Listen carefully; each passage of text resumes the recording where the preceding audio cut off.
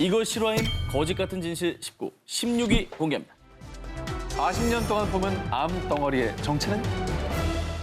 암 선고를 받고 수술대에 오른 한 남자. 그런데 정말 말도 안 되는 일을 겪게 됩니다. 거짓말 말도 안 돼! 이런 환자는 처음이야! 자, 과연 전무후무한 이 암 덩어리의 정체는? 2014년 영국.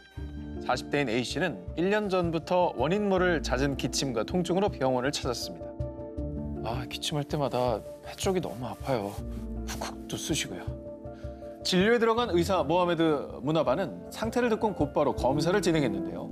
그런데 엑스레이 정밀 검사 결과 오른쪽 폐 아래쪽에서 큰 덩어리 하나를 발견했습니다. 저 정도 크기면은 되게 암 중기 아니에요? 되게 큰데. 의사 무나바는 환자의 상태를 보고 폐암 혹은 기관지 암이라고 판단했고요. 게다가 박테리아 감염까지 더해져서 무척 위험한 상황이라고 판단했습니다. 목숨까지 위험할 수 있어요. 당장 수술해야 됩니다. 자, 그리고 수술을 앞두고 황급히 기관지 내시경을 통해 조직 검사를 진행했는데요. 그런데 검사에서 밝혀진 종양의 충격적인 정체. 뭐야? 암덩어리라고 생각했었던 덩어리의 정체는 바로 장난감. 뭐야? 저걸 왜 먹어? 뭐? 저거였어요? 어머. 저 도로공사 표지판처럼 생긴 저거? 아니 저게 왜 폐에 들어가 있어요? 자, 대략 1cm 크기의 원뿔형 도루 표지 장난감이었습니다. 어이없다. 장난감이 왜 저기 들어가 있어요? 그렇죠. 네. 폐에 장난감이 들어간 이유. 사실 어릴 때 본인이 장난감을 삼키던 버릇이 있었다고 합니다. 그래서 7살 생일에 선물 받은 장난감을 가지고 놀다가 자기도 모르게 삼켜버려 그게 기도로 넘어갔었던 겁니다. 의사들도요. 이 정도 크기의 플라스틱 조각이 40년 동안이나 폐에 있을 수 있는 건 절대로 불가능하다고 했습니다. 식도로 들어간 게 아니라 기도로 들어갔다고요? 그러니까 막혀서 사실 숨이 막혀서 죽을 수도 있을 뻔한 그런 위험한 상황이었던 거죠. 자, 아무튼 결국 A씨는 폐에서 장난감을 꺼내고 다행히 건강을 되찾았는데요. A씨는 이런 말을 남겼다고 합니다. 좋게 생각하면 이번 일로 어릴 때 잃어버린 장난감을 다시 찾게 됐다는 겁니다. 그게 40년 만에 고가를 봤을 때 얼마나 눈물 났을까.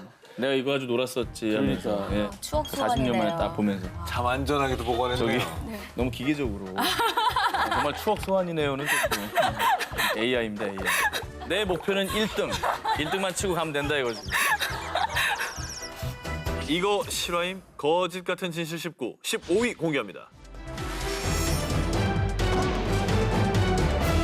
최근에 한 남성이 SNS에 올린 장문의 편지가 온라인에서 큰 화제가 됐습니다.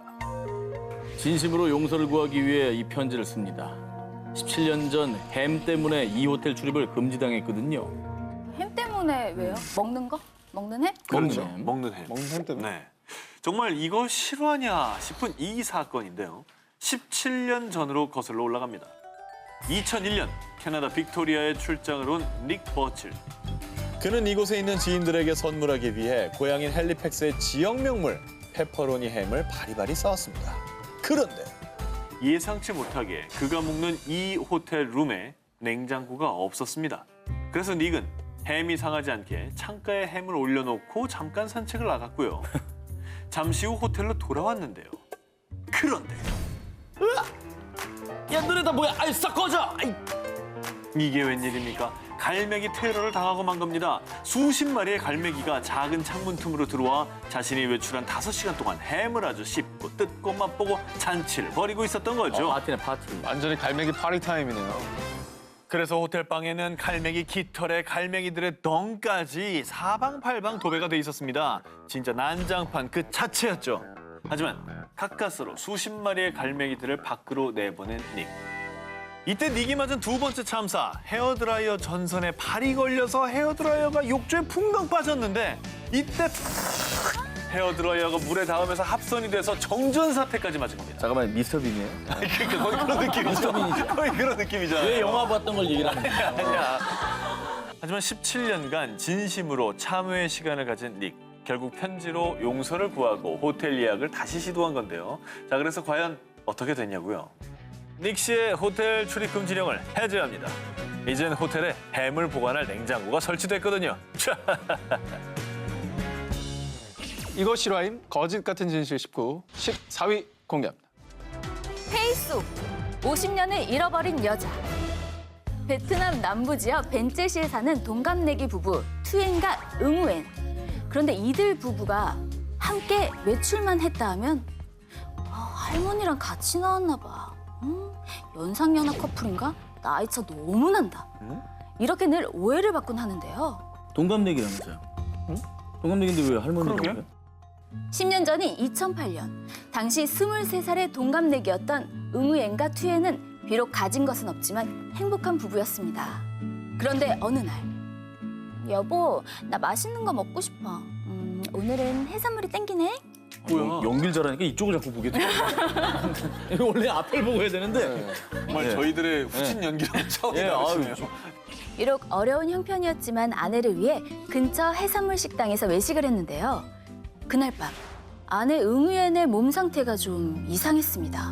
무슨 탈이 났는지 계속 화장실을 들락날락하다 겨우 몇 시간 눈을 붙였을까요? 다음 날 아침 거울을 본 응우엔. 웬 할머니가 거울 앞에 서 있었습니다. 어머, 무슨 일이야? 어머머머머! 오! 어머머! 이거 되는 거예요? 아, 저게 말이 돼요? 문제가 된 것은 바로 해산물. 어머. 알고 보니 응유에는 심각한 해산물 알레르기가 있었던 겁니다. 급한 대로 약국을 찾아 알레르기 약만 처방받았는데요. 아이고. 하지만 몇 달? 아니, 1년. 그리고 무려 10년이 지난 지금까지도 70대 얼굴, 그 상태 그대로랍니다. 이게 가능한 얘기인가? 아니 뭐 병원에 많이 가봤을 텐데 방법이 없는 거예요? 한 의사는 비만 세포가 비정상적으로 피부와 내부 장기에 축적되는 비만 세포증 가능성도 있다고 했지만요. 아직 정확하지 않은 상황이라고 해요. 예를 들어서 뭐 복숭아를 먹거나 뭐 해산물을 먹어서 입술이 갑자기 붓는다거나. 근데 일시적이에요, 대부분. 일시적이고 뭐 다음 날은 다 낫고 그러잖아요. 근데 너 어떻게 저럴 수가 있냐? 한편 다행히도 응우엔의 남편 투엔은 난 여전히 아내를 사랑해요. 지금 누구보다 힘든 사람은 아내일 거예요. 라며 아내의 큰 힘이 되어주고 있답니다. 저도 지금 어떻게 해서든 안 늙어보려고 그렇게 안간힘을 쓰는데 저분은 50년이 갑자기 확 늙어버린 건데 얼마나 진짜 비참하겠어요. 어떻게든 안 늙어 보려고 하셨는데 효과가 있는 거 같아요. 어떤 노력들이 먹는 거가 제일 중요한 것 같아요. 이너뷰티, 콜라겐, 콜라겐, 또 히알루론산, 히알루론산. 이런 마스크 있잖아요. 아, 이거 선전만. 비비 쓰는 거? 네, 어. 그것도 쓰고. 요즘에 많이 안 쓰는 단어를 많이 쓰시는 거예요. 요즘에 선전 많이 한다는 얘기 별로 안 해요. 네. 정겹네요, 정겹네요. 아니 근데 그래도 저분은 옆에서 지켜주시는 남편분이라도 계시지. 본인이 파라팍 이제 기술이 미호님을 선전하셨어요. 네. 전국에 이제 선전이 됐으니까 연락이 올 겁니다. 예. 이거 실화임? 거짓 같은 진실 19. 13위 공개해주세요.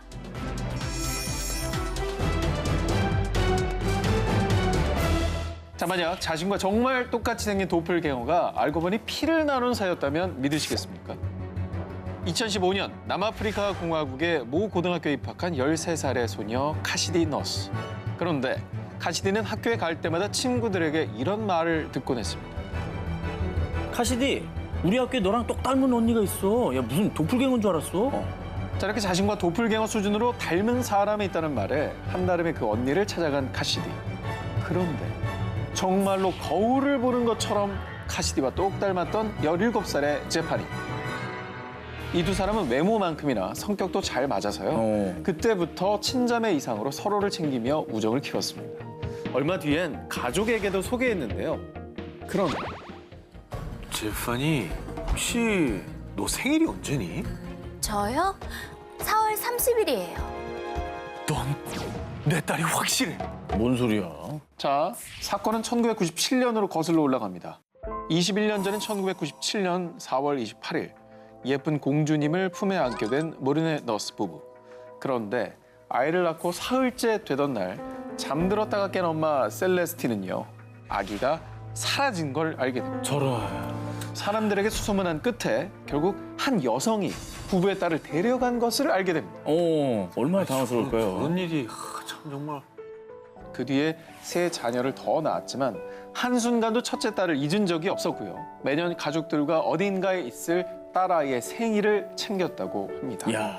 자, 그런데 그런 딸과 너무나도 얼굴도 나이도 닮아있던 제파니. 자, 그래서 혹시나 하는 마음에 가족들은 제파니에게 동의를 구해 DNA 검사를 의뢰했습니다. 숨막히는 6주의 시간이 흐른 뒤 모르네 씨와 제파니 양의 유전자가 99.9% 일치. 와. 생물학적으로 친자 관계가 확실합니다라는 결과를 받게 된 겁니다. 재판이는 그러면 어. 자기 부모님이 친부모가 아니라는 것도 모르고 살았다는 거 아니에요? 그럴 수 그런 있죠. 좀 사연이 있었습니다. 아, 그래요? 그래요? 제파니는 17년 동안 신생아 때 자신을 납치했던 여성을 엄마로 알고 지내왔는데요. 알고 보니 그 여성은 자신이 유산한 뒤 그 슬픔을 못 이겨 산부인과에서 제파니를 납치해 키웠다고 시인했다고 합니다. 자, 그런데 이렇게 믿을 수 없는 사연이 또 있었습니다. 2015년 미국 플로리다주 세라소타의 한 병원에 간호조무사로 취직한 신봉남 씨. 그런데 한 환자가 신봉남 씨에게 이런 말을 합니다. 선생님, 얼마 전에 한국 출신 간호조무사가 왔대. 둘이 친해지면 딱이네. 의지도 되고. 환자가 말한 한국인 출신 간호조무사는 바로 신은숙 씨. 신봉남 씨와 신은숙 씨는 같은 근무조에서 근무하며 금세 친해지게 됩니다. 은숙이를 볼수록 동생이 자꾸 떠올라. 사실 봉남 씨가 어렸을 때 헤어진 동생이 있었던 겁니다. 설마. 아버지가 새엄마랑 재혼을 하셨는데 계속되는 생활고에 결국 두 딸을 부산의 한 보육원에 보냈고요. 그 뒤 1976년도에 5살 동생이 먼저 입양을. 그리고 2년 뒤인 1978년 9살이던 봉남 씨도 미국으로 입양이 되었던 거죠. 하지만 40년이라는 세월이 흘렀어도 어렸을 적 서로 의지했던 이복 동생을 잊지 못한 봉남 씨는요. 틈날 때마다 고향인 부산 등지의 보육원을 수소문했지만 안타깝게도 동생에 대한 그 어떠한 기록도 찾지 못했습니다. 그렇게 꿈에 그리던 동생이 한국도 아닌 미국 땅에서 그것도 같은 병원 또 같은 층에 근무하는 신은숙 씨와 비슷하다는 걸 느낀 봉남 씨는 은숙 씨 이상하게 생각하지 말고 우리 유전자 검사 한번 해보는 게 어때요? 아, 진짜? 라고 부탁을 했고요. 은숙 씨도 흔쾌히 동의했습니다. 그리고 드디어 검사 결과가 나왔는데 거짓말. 두 사람은 40년 동안 그토록 찾아 헤맸던 자매가 맞았습니다. 와, 진짜. Thank you to you, Holly, for never ever gave up looking for me. 찾아보니까 프리한 기자들도 도플갱어 닮은 꼴이 꽤 많이 있었는데요. 이 얘기 하려고 그랬어요. 이게 얼마 전에 SNS에 올라온 세상에서 제일 잘생긴 남자 1등에 뽑힌 한국 대학생인데 저 한국 사람이에요? 한국 사람이고 저게 오상진이 아닙니다. 아, 어떻게 저렇게 닮을 수가 있어? 김하영 씨 뭐 누구 닮았다는 얘기 들은 적 있어요? 김태희 씨 아니야, 말고요. 김태희? 보급형 최지우 씨. 느낌 있다. 느낌 있다. 정말 놀라울 정도로 표정이 똑같네요. 이거 실화임? 거짓 같은 진실 19, 11위 공개합니다. 대통령보다 더 높은 공무원이 있다?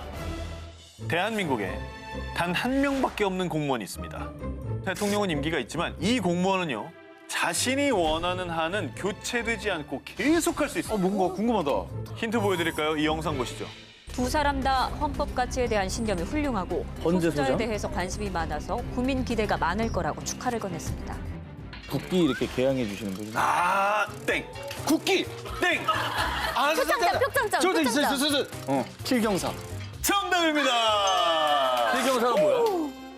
현재 3대째 필경사를 맡고 있는 김이중 사무관은요. 현재 공직에 있는 유일무이한 필경사입니다. 대통령 문재인이 새겨진 임명장에 소속 부처, 직책명, 이름 등을 정성 들여서 한자 한자 쓰는데요. 이렇게 매일 30장, 매년 7,000명의 임명장을 붓글씨로 직접 작성한다고 합니다. 참고로 이 임명장에 글귀를 쓰고 국세까지 찍히면 그때서야 5급 공무원부터 국무총리까지 나라를 위해 일할 또 한 명의 공무원이 임명되는 겁니다. 이야. 정말 무게감이 장난 아니네요. 엄청난 거죠. 근데 이제 프린터로 뽑으면 더 효율적이지 않을까 싶기도 한데. 그렇게 생각들을 많이 하실 거라고 생각합니다. 네. 하지만 국가를 위해 일하는 사람들에게 긍지와 명예를 심어주기 위해서 정성 들여서 직접 손으로 쓴 임명장을 전달하는 거라고 합니다. 당연히 의미가 다르죠. 정말로 대통령보다 희소한 이 직책은요. 이전의 필경사가 은퇴를 해야 다음 사람이 물려받을 수가 있습니다. 오늘도 나라를 위해 일할 공직자의 새로운 임명장을 위해서 붓을 든 김이중 사무관. 최고의 순간을 함께하는 만큼 늘 정성을 다하고 있습니다.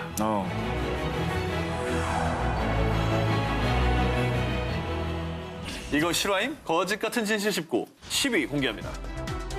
오진으로 10년간 투병한 환자. 자, 만약 뇌성마비 환자가 하루아침에 걷게 됐다면 믿으시겠습니까? 2001년 대구의 한 대학병원. 학예회 도중 쓰러진 6살 소녀가 응급실에 실려왔습니다. 소녀에게 내려진 진단은 경직성 뇌성마비.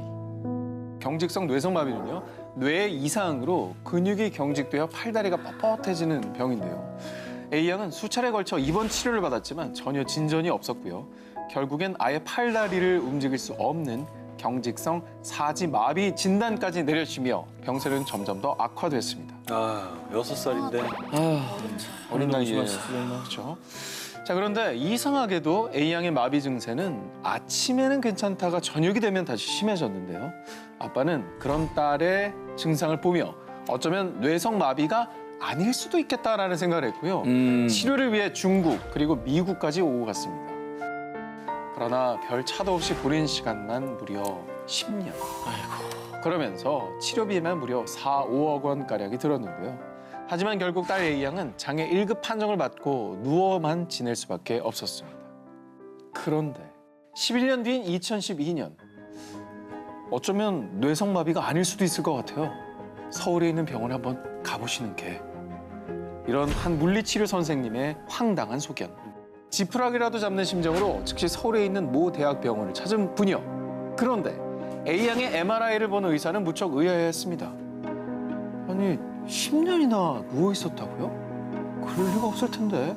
우선 약 처방해 드릴게요. 차도가 있는지 한번 봅시다. 무슨 말이야, 이게.